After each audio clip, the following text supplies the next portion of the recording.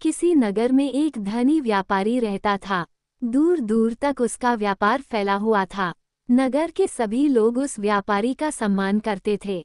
इतना सब कुछ संपन्न होने के बाद भी वह व्यापारी बहुत दुखी था, क्योंकि उसका कोई पुत्र नहीं था, जिस कारण अपने मृत्यु के पश्चात व्यापार के उत्तराधिकारी की चिंता उसे हमेशा सताती रहती थी। पुत्र प्राप्ति की इच्छा से व्यापारी प्रत्येक सोमवार भगवान शिव की व्रत पूजा किया करता था और शाम के समय शिव मंदिर में जाकर शिवजी के सामने घी का दीपक जलाया करता था। उसकी भक्ति देखकर मां पार्वती प्रसन्न हो गई और भगवान शिव से उस व्यापारी की मनोकामना पूर्ण करने का निवेदन किया। भगवान शिव बोले, इस संसार में सबको उसके कर्म के अनुसार फल की प्राप्ति होती है। जो प्राणी जैसा कर्म करते हैं उन्हें वैसा ही फल प्राप्त होता है।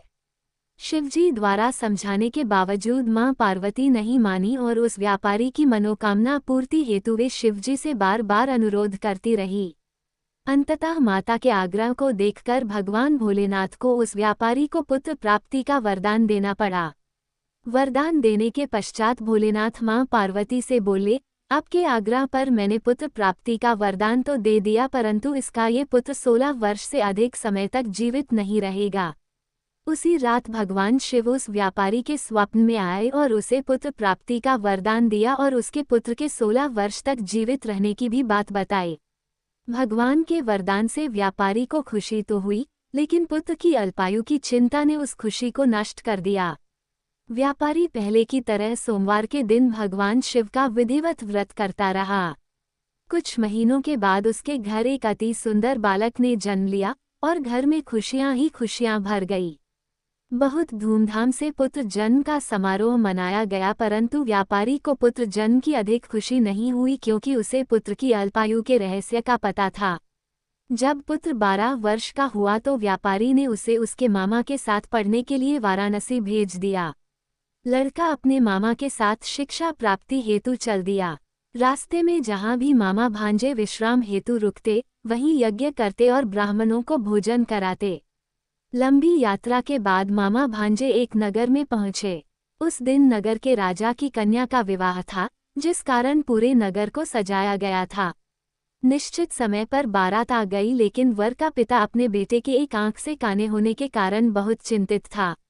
उसे भय था कि इस बात का पता चलने पर कहीं राजा विवाह से इनकार न कर दे, इससे उसकी बदनामी भी होगी।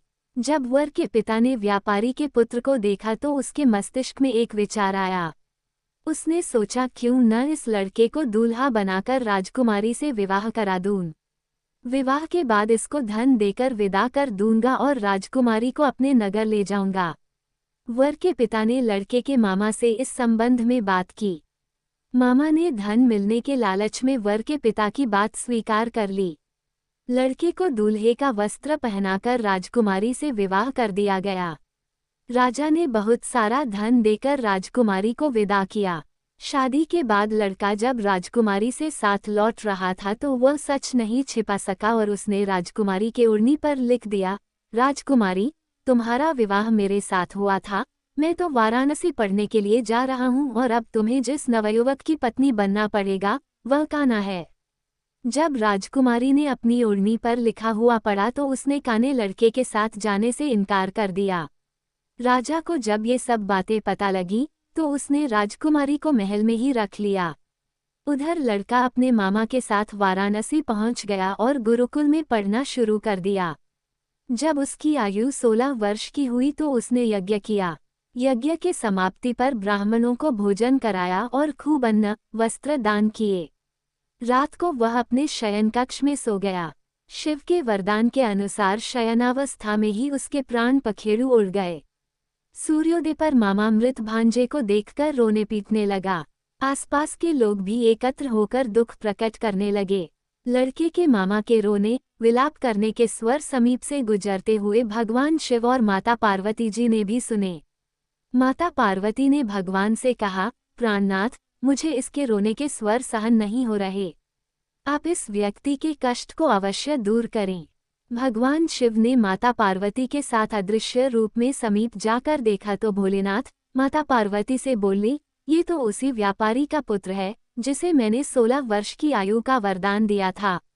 इसकी आयु पूरी हो गई। मां पार्वती ने फिर भगवान शिव से निवेदन कर उस बालक को जीवन देने का आग्रह किया। माता पार्वती के आग्रह पर भगवान शिव ने उस लड़के को जीवित होने का वरदान दिया और कुछ ही पल में वह जीवित होकर उठ बैठा। शिक्षा समाप्त करके लड़का मामा के साथ अपने नगर की ओर चल दिया। दोनों चलते हुए उसी नगर में पहुंचे जहां उसका विवाह हुआ था। उस नगर में भी यज्ञ का आयोजन किया। समीप से गुजरते हुए नगर के राजा ने यज्ञ का आयोजन देखा और उसने तुरंत ही लड़के और उसके मामा को पहचान लिया। यज्ञ के समाप्त होने पर राजा मामा और लड़के को महल में ले गया और कुछ दिन उन्हें महल में रखकर बहुत सा धन, वस्त्र आदि देकर राजकुमारी के साथ विदा कर दिया। इधर भूखे प्यासे रहकर व्यापारी और उसकी पत्नी बेटे की प्रतीक्षा कर रहे थे। उन्होंने प्रतिज्ञा कर रखी थी कि यदि उन्हें अपने बेटे की मृत्यु का समाचार मिला तो दोनों अपने प्राण त्याग देंगे, परंतु जैसे ही उसने बेटे के जीवित वापस लौटने का समाचार सुना तो वह बहुत प्रसन्न हुआ। वह अपनी पत्नी और मित्रों के साथ नगर के द्वार पर पहुंचा। अपने बेटे के विवाह का समाचार सुनकर पुत्रवधू राजकुमारी को देखकर उसकी खुशी का ठिकाना न रहा। उसी रात भगवान शिव ने व्यापारी के स्वप्न में आकर कहा, हे श्रेष्ठी, मैंने तेरे सोमवार के व्रत करने और व्रत कथा सुनने से प्रसन्न होकर तेरे पुत्र को लंबी आयु प्रदान की है। पुत्र की लंबी आयु जानकर व्यापारी बहुत प्रसन्न हुआ। शिव भक्त होने तथा सोमवार का व्रत करने से व्यापारी की सभी मनोकामनाएं पूर्ण हुई। इसी प्रकार जो भक्त सोमवार का विधिवत व्रत करते हैं और व्रत कथा सुनते हैं उनकी सभी इच्छाएं पूरी होती हैं। सभी भक्तों की मनोकामना पूरी हो। बोलो हर हर महादेव। वीडियो अच्छी लगे तो लाइक शेयर करना न भूले। धन्यवाद।